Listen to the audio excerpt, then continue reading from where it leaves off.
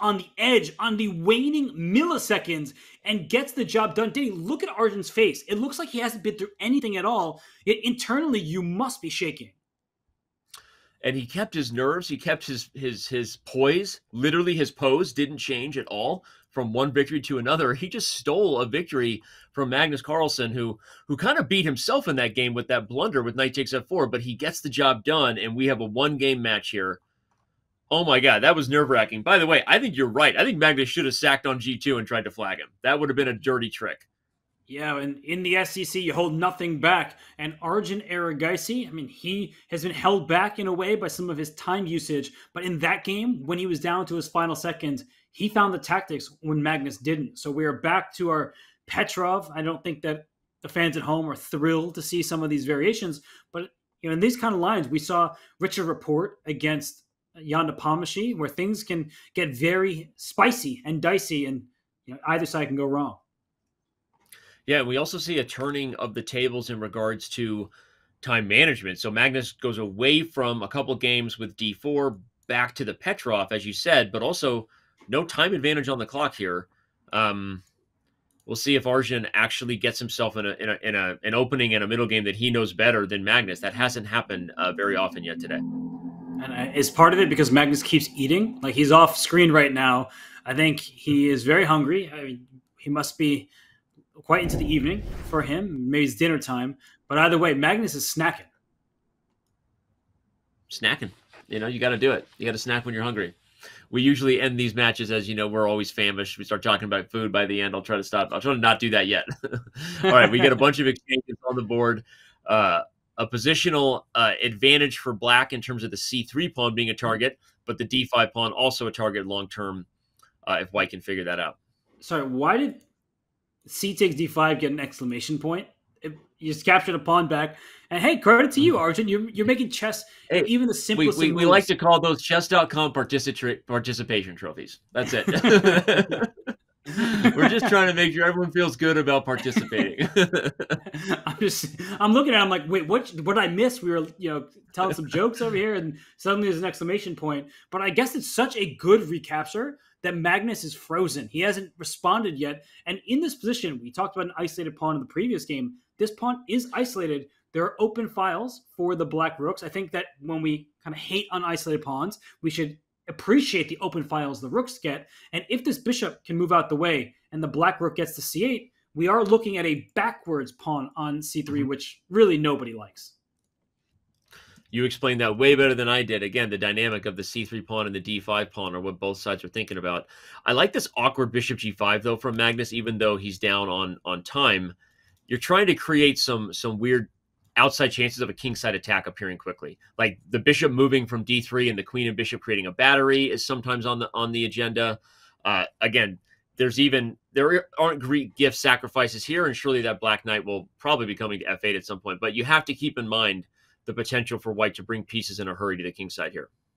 Yeah, no, it's true. I mean, white is ahead in development. Black has not moved this bishop, and it can't legally move because there's a knight and pawn in its path. The rook on e8 is sitting in the corner.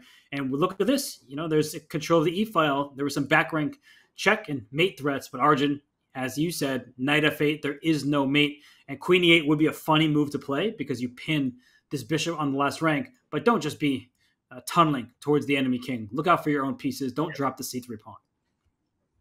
Exactly. It would be funny. It is a pin, but c3 has to be guarded, which means Arjun has plenty of time to undevelop or finish development, if you will. Undevelop the bishop. He does so. The rook maybe comes to c8, and I like Arjun's chances here. I mean, too early to call it, but I really love how he played this game. A really good follow-up to the victory that he just got the game before. Yeah, this is just pleasant for black. This knight can hop out and does to e6. The f4 square is black's for the taking. White is quite compact. I think that's a good word to use when you have these four pieces in a row like this. But the rook at a1, it's sort of stuck protecting the a5 pawn. The queen tethered to c3. I do feel like white has the more targetable weaknesses, but black does have this d5 pawn, and I will add that this h7 pawn and potential sacrifices still hang in the air. So, Danny, you mentioned that a while ago.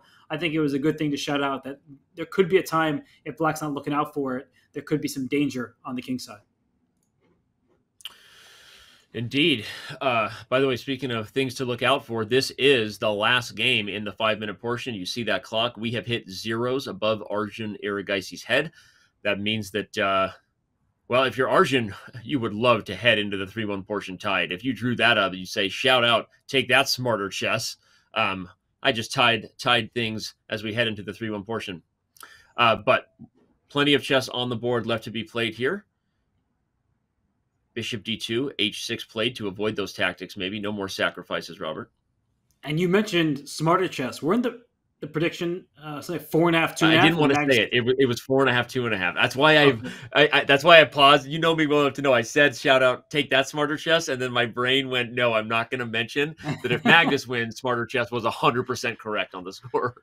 Nobody likes when that's the case, especially Arjun. He would hate that. And look at the position he has. A knight on f4, healthy bishops staring towards the white king. It's not like there's an easy path to victory for either side. We know the position is relatively equal. There are some dynamics at play here. Bishop f5 trying to come into e4. So, Danny, I guess my question overall, and wow, knight e5. Wow, that's an aggressive move. Cuts off the queen and bishop from protecting the knight, but it sacrifices a pawn. Is Magnus just trying to simplify things out? In the end, he takes f4 and then takes d5, and b7 falls when c3 does?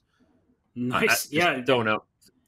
Yeah, we see a trade. D5 drops. B7 is under attack. C3 may be loose as well. And if B7 falls, white is better because white has a bishop on a light square aiming at what would have been a loose pawn on A6. I'm going to very quickly show that and get us right back to... Yeah. Actually, I won't. The game is progressing. I feel like it's taking down a different path because now we still have equal material. Pawns have been traded. But, Danny, I have to say, black looking good. These are ugly pawns.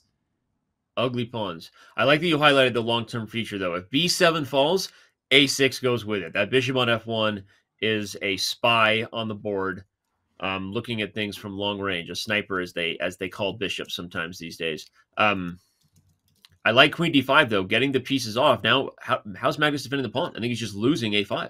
Indeed.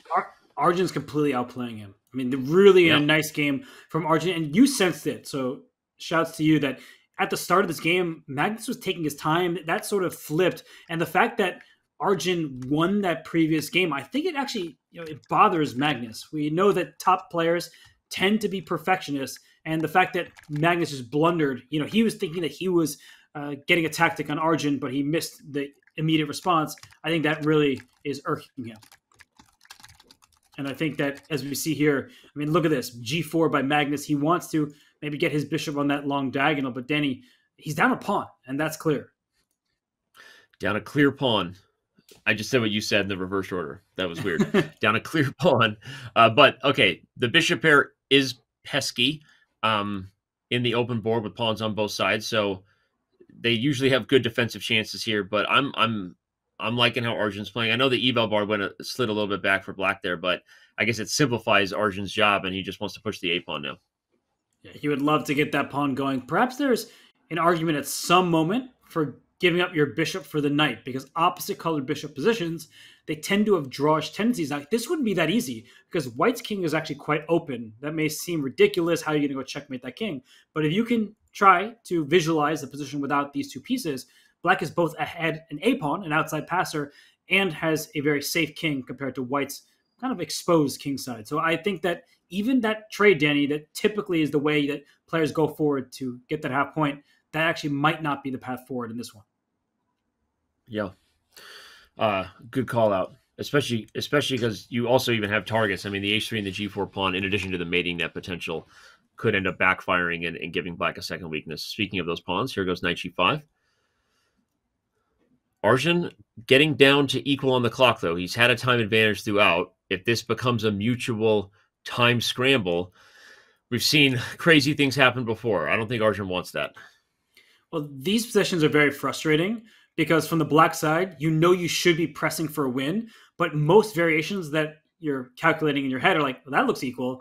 That looks like no problem. This looks okay. So, in this position, white can regain the pawn with rook to c5 at the end, hitting two pawns at once, or so it would appear. But there is rook to b5 in that position. So that's why instead you see Magnus go behind the enemy passer. This is very instructive for those of you. The black rook would like to be behind his pass pawn. Of course, that was not available and definitely not happening now.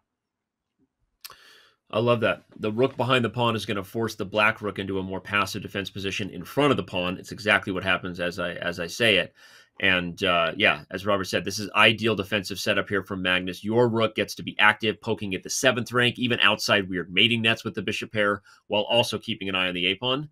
So, man, under 30 seconds. The eval board now saying white is pushing here. What in the world is happening? Well, white is now capturing this pawn, and black's king is in worse shape. The tables have turned. Black's king in some danger over here. This knight not defended. A bishop d5, bishop d4 follow-up. The g7 pawn could be in trouble. And actually, the eval bar is going all the way up right now. It's clear that there is trouble for Arjun Erigaisi. And it's all the tactics that the bishops bring to the table. I'm looking at rook takes g7. That obviously doesn't work now because the knight and king are on it, but there's tactics on g7 with the rook on c3. Could I just go back to a7 in some spots and then play bishop d5? The bishop pair is just so hard to deal with here. And that's what Magnus does. Maybe, by the way, maybe it was rook e7? I know okay, it's too late now. Yeah, but probably something like that, but here it seems it's just winning for Magnus. Bishop e4 check is actually tempting to me because you almost create a mating net against the mating net. This rook. Oh, the rook. Well, it can't go to c2 because bishop e4 check wins the rook. No, it's just an exchange. And look at this follow-up, by the way. f4, f5, and rook takes g7 is unstoppable because it comes with a check. And the a2 pawn is also not going anywhere thanks to the bishop. Unreal that this game went from Arjun Erigaisi up a pawn as black in complete control to Magnus Carlsen stealing a victory from the jaws of defeat, literally, and stealing our hearts out of our chest because he proves